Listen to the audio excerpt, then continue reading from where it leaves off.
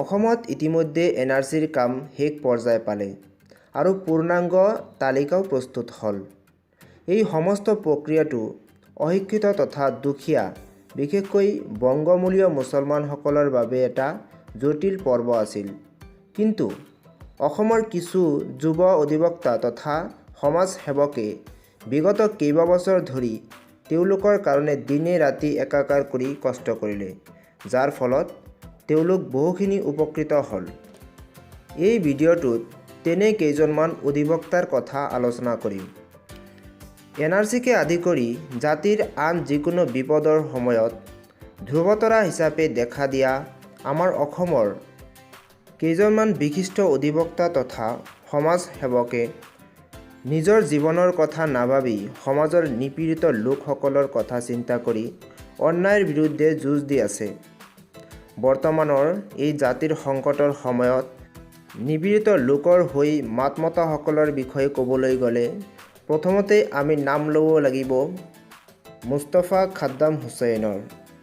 হয়, আলিগড় মুছলিম বিশ্ববিদ্যালয়ৰ পৰা আইনৰ স্নাতক ডিগ্ৰী লাভ কৰা খাদ্দাম ডাঙৰীয়া। বৰ্তমান তেওঁ গুৱাহাটী উচ্চ ন্যায়ালয়ৰ অধিবক্তা। এনআৰচিৰ কেছত সুপ্ৰিম কোৰ্টৰ অধিবক্তাসকলক সহায় কৰা আৰু এনআৰচিত থকা জটিলতাসমূহ ৰাইজক সহজভাৱে বুজাই দিবলৈ অসমৰ ইমূৰৰ পৰা সিমূৰলৈ বিভিন্ন প্ৰশিক্ষণ কৰ্মশালাত তেওঁ আমচুৰ তথা শিক্ষিত যুৱকসকলক ৰাইজক কিদৰে সহায় কৰিব পাৰি এই ক্ষেত্ৰত সজাগতা সভা কৰে। তেখেত বৰ্তমান আমচুৰ আইনী উপদেষ্টা।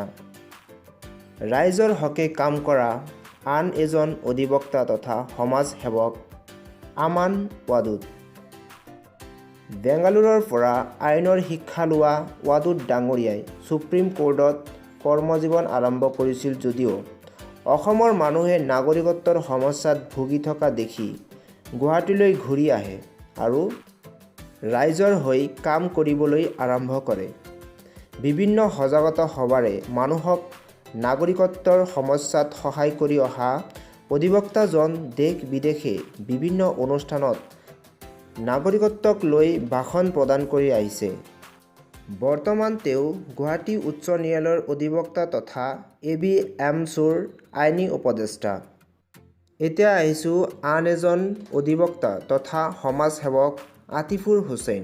হয়, গুৱাহাটী বিশ্ববিদ্যালয়ৰ আইনৰ স্নাতক আতিফুৰ হুছেইন অতি কম বয়সতে নিপীড়িত মানুহৰ হৈ কাম কৰা আৰম্ভ কৰিছিল। আইনৰ ডিগ্ৰী লোৱাৰ পিছতেই কোৰ্টত জইন কৰাৰ আগতেই ডি ভোটাৰসকলক বিভিন্ন প্ৰকাৰে সহায় কৰি আহিছে। এনআৰচিৰ প্ৰক্ৰিয়াত BTAD অঞ্চল তথা BTADৰ বাহিৰতো তেওঁ বিভিন্ন সজাগতা সভাত গৈ মানুহক কি উপায়ে ফৰ্ম ফিল-আপ কৰিব লাগিব বা কেনেকৈ ভেৰিফিকেশ্যনত গৈ নথি পত্ৰ দেখুৱাব লাগিব আদি বিষয়ত প্ৰশিক্ষণ দিছিল। নিৰক্ষৰতা তথা বাল্য বিবাহৰ ক্ষেত্ৰতো সদায় মাত মাতি অহা অধিবক্তাজন বৰ্তমান ABMCৰ আইনী উপদেষ্টা হিচাপে কাম কৰি আছে। আজিলৈ ইমানেই।